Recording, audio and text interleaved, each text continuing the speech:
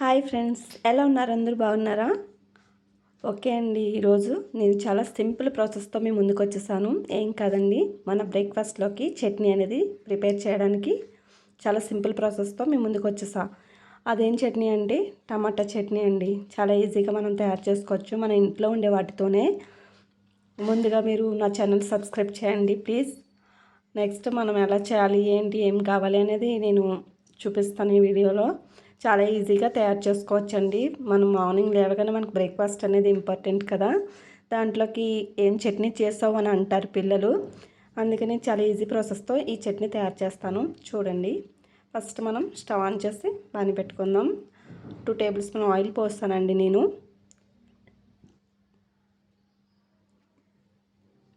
Oil ఇటికిన తర్వాత 2 onions cut చేసుకుని వేసుకుని ఫ్రై చేసుకోవాలండి.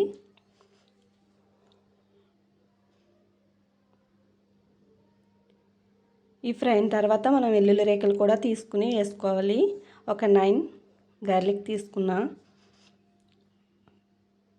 ఇవి కొంచెం బాగా వేగాలి.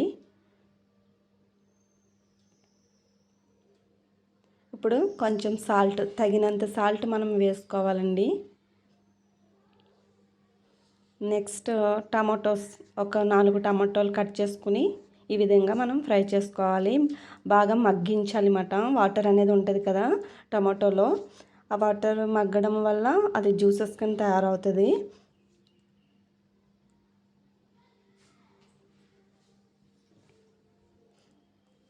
చాలా ఈజీగా తయారు చేసుకోవచ్చండి. మనం చట్నీ అనేది లేకుండా టిఫిన్ అనేది చేయలేం కదా, ఏదో రకంగా చట్నీ అనేది తయారు చేసుకోవాలి.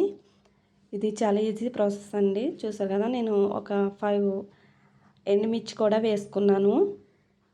Next red chilli powder 1/2 teaspoon వేసాను. కొద్దిగా చింతపండు, మనకి టమాటో అనేది పులుపు వస్తుంది కాబట్టి ఎక్కువ అవసరం లేదు. కొద్దిగా చింతపండు కూడా వేసుకున్నా. నెక్స్ట్ ఫ్లేవర్ కోసం పుదీనా లేకపోతే కొత్తిమీర కూడా వేసుకోవచ్చు, అది మన ఆప్షన్ అన్నమాట. పుదీనా కొత్తిమీర కూడా ఫ్లేవర్ అనేది బాగుంటుంది కదండి, వేసుకోవడం మంచిది. నెక్స్ట్ కొన్ని వాటర్, ఒక 2 టేబుల్ స్పూన్ వాటర్ వేసుకున్నాను. మనకి టమాటాలోనే జ్యూస్ అనేది ఉంటుంది. ఈ కొంచెం వాటర్ వేయడం వల్ల బాగా మనకి సాఫ్ట్గా తయారవుతుంది అన్నమాట ఈ టమాటో అనేది. ఇప్పుడు దీన్ని మనం స్టవ్ ఆఫ్ చేసి 2 మినిట్స్ తర్వాత చూసారు కదా, ఈ విధంగా మగ్గింది.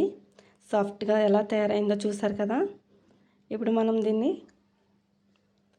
ఒక 2 మినిట్స్ చల్లార్చిన తర్వాత మిక్సీ జార్లో వేసుకోవాలి, గ్రైండ్ చేసుకోవాలన్నమాట. దీన్ని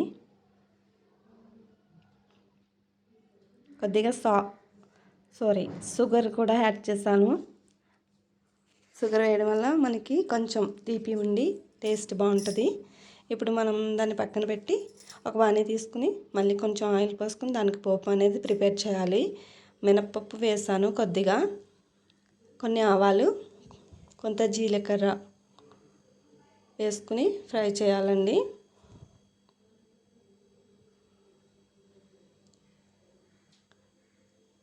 నెక్స్ట్ ఎండుమిర్చి ఒక 2 వేసుకున్నా, కర్రీ లీవ్స్ కూడా వేసుకున్నాను. ఇవి బాగా ఫ్రై చేసి మనం ముందు గ్రైండ్ చేసుకున్న పేస్ట్ని ఇందులో వేసేసుకోవడమే, టమాటా పేస్ట్ని.